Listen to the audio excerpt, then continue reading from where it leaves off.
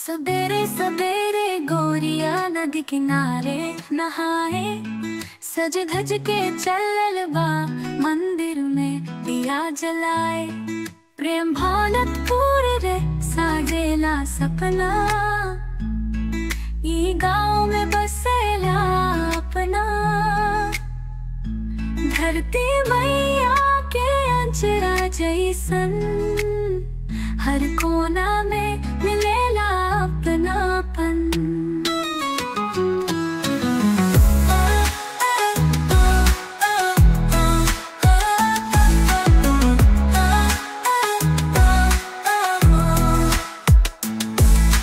पनिया भरन जाली पनिहारी, मटके पे मटका धरे। धीरे धीरे चलेली गोरिया, गांव के लोग सब देखे।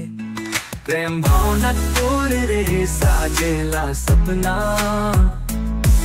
ई गाँव में बसेला अपना। धरती मैया के आंचरा जैसन, हर कोना में मिलेला अपनापन। पनिया भरन जाली पनिहारी, मटके पे मटका धरे। धीरे धीरे चलेली गोरिया, गाँव के लोग सब देखे। प्रेम भावना तोड़ रे साजेला सपना, ई गाँव में बसेला अपना।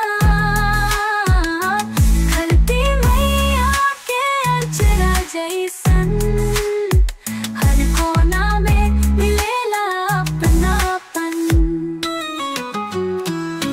कितना सुंदर गाँव हमार, कितना प्यारा लागेला।